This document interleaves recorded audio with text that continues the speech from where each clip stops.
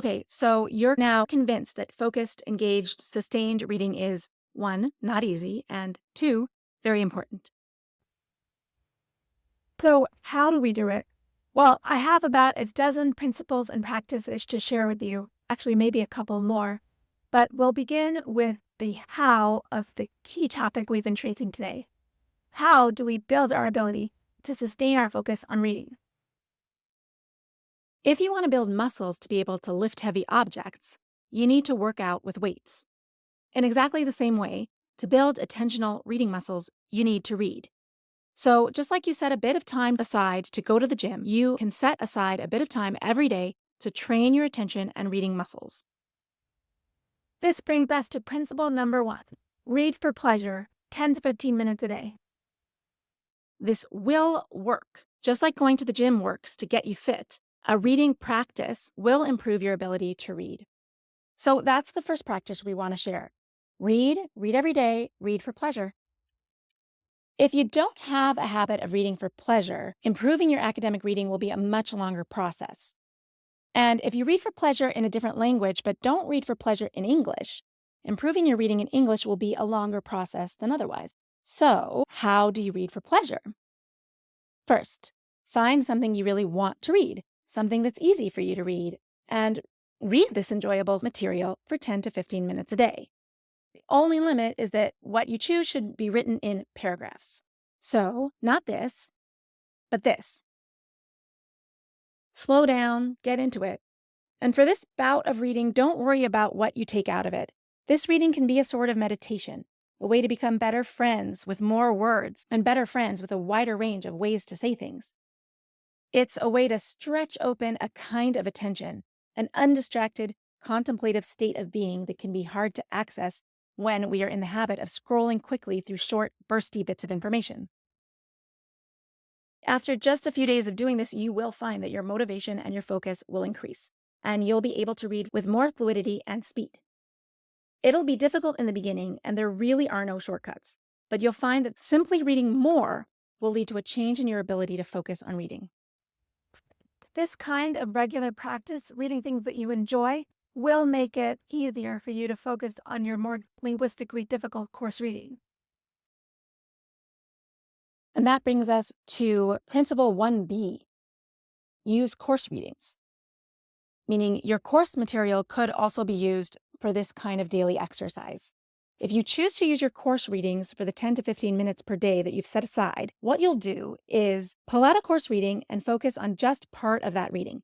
Choose any part that you feel will be an easy entry. Just remember the special intention of this 10 to 15-minute exercise.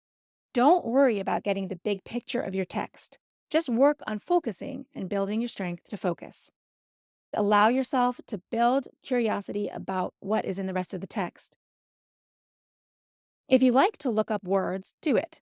If you don't, allow yourself to read without full understanding. Then maybe at the end of the 10 to 15 minutes, you can ask yourself to identify one important word to look it up.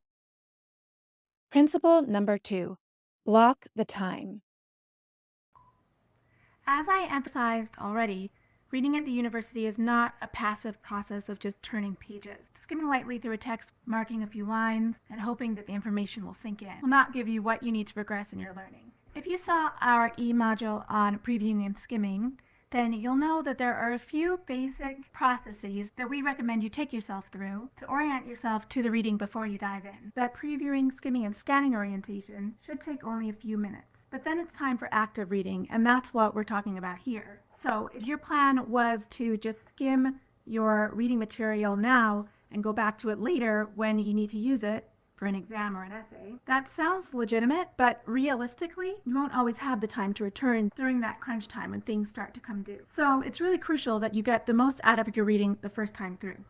So just like you block out time for studying, you need to block out realistic time for focused reading. It can sometimes be best to break up your reading into smaller chunks rather than try to spend hours at a time digesting the dense, hard to chew scholarly articles you're assigned in whole mouthfuls. Also, don't get too hung up on passages that are really difficult to understand.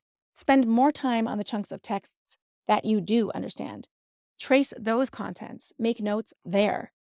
If you run out of time and have to move on before you have the chance to fully unpack some of those denser or more obscure parts of your reading, you'll at least have spent your time most valuably if you spent the time on the parts that you could connect to and work with. If you're just getting to the language of a new academic field, or if you're reading in English as an additional language, you may need some extra time. When you're working with language that's new, it can be as if you're putting together pieces of a very difficult puzzle, but that's normal and expected. Just make sure that when you time block, you give yourself the right amount of time. Give yourself the permission that you need to slow down here and there and really sort out the puzzle. You'll be building skills at figuring out those difficult passages, and it will soon become an easier and faster process. And also, lastly, skip some things sometimes. You're not a bad student if you don't complete everything. In fact, you're being a very good student if you use your time to try to better understand the parts of the reading that are most accessible and interesting to you. Make notes to engage and respond to the reading, and read as much as you can within the right amount of planned time. It's important to avoid feeling guilty if you need to skip parts of your reading. You are in training as a reader, and you're working on increasing your strength. With just a bit of experience, you'll develop an intuition that you can trust about where you might skip, and you'll feel more secure about a decision to move forward through a reading to reach the end, even if imperfectly. Principle 3. Restructure your thinking about reading. To enhance motivation to read, it's also helpful to change the metaphors we tend to use for reading. So instead of thinking of a difficult article as something to plow through, for example, as if it's a silent clod of earth, imagine the reading as a transcript of a live human being talking to you. What are some other metaphors for reading that you might often use or hear that aren't so productive? Well, people often say that they fall asleep over a reading, that letters are swimming in front of their eyes, that they get lost in a reading. To disrupt the kinds of associations that may have built themselves into your vocabulary, try instead to access some excitement that was stored in your mind through positive visualizations. For example, imagine that you are about to read something you've been looking for and thought didn't exist or was lost. Put yourself through that scene and hold on to that feeling of relief and excitement that you get when you find the thing. Or did you ever read a book where you felt like you'd really like to meet the author? Or maybe you read something written by a family member, past or present, someone that you have a special interest with. Spend a minute visualizing and remembering those thoughts and feelings before you begin your reading. But try to smooth out the internal transition. Allow the feeling of interest, curiosity, respect, and excitement to come with you to the reading in front of you. Another way to do it is to read a couple of lines, but then pause to create a picture in your head. The picture will be like this. There you are at a small coffee table across from the author of the paper you're reading. The author's looking you in the eye and communicating directly to you. You're having a conversation. Your interest and your response is valued. When you can imagine that a scholar or author is talking to you, that's an important step in understanding that texts are indeed written by real people with their own perspectives that are always present, no matter how objective they try to be.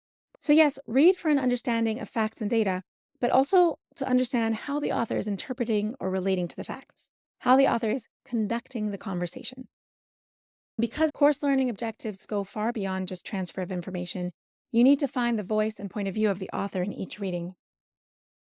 Principle or practice 4. Take a break. There you are reading heavy-duty statistics about something very complicated. And you're loving it. It's great stuff. You're saying, this is a page turner. I cannot put this down. But here's a not-so-intuitive tip. Think of the best stuff that you are reading as exactly the stuff that you have to put down. These readings contain interesting ideas, and you're going to need to stop to absorb them all.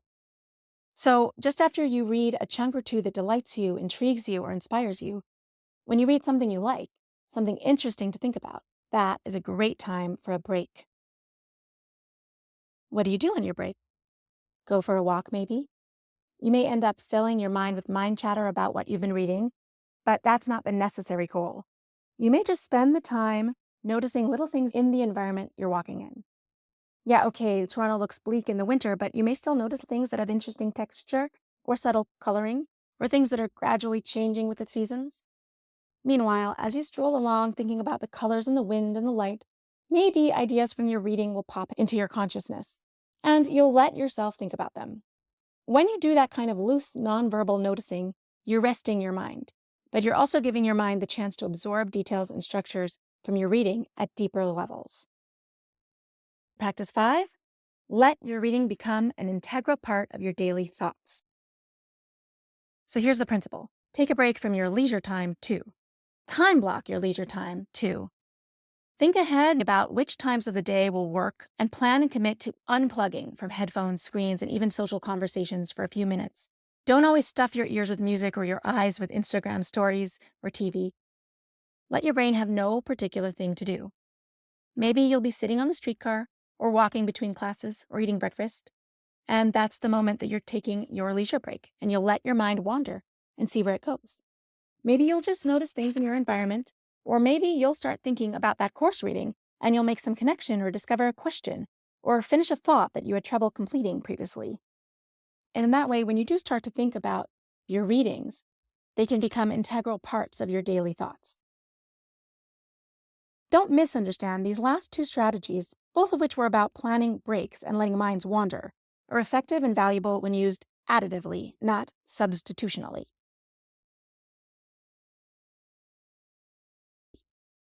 Such breaks for unfocused, passive, non-goal oriented noticing and non-controlled reflection will be effective and helpful when they exist as breaks from planned and sustained bouts of active, activated reading and thinking.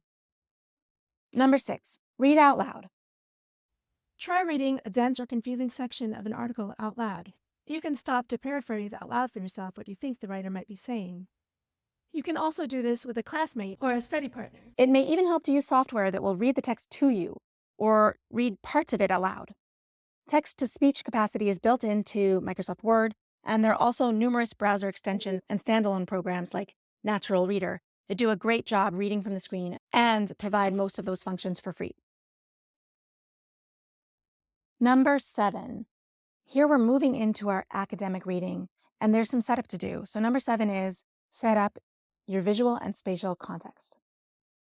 How? Well, first, find a physical setting for reading that has as few distractions as possible. Consider printing out your reading. It can be surprisingly beneficial to actually print out your reading and work on it analog style. When you're looking at hard copy pages, you're navigating through them, collecting visual memories of pages that have a fixed format. Because of that additional visual spatial aspect, when you read in hard copy, you can more easily map what you read and navigate the sequence of ideas. And that opens up even more capacities for relating to and interpreting the text than are typically available when listening to spoken word or reading digital text. If you need to or want to work on your PC or laptop with a keyboard, open up that reading in a good PDF program, one that will allow you to highlight and create comments easily. You don't need to print everything, but consider printing out any really key readings. In the next video, we'll get into more specific details about how to read actively, including how to take notes and what to note. Thanks for watching.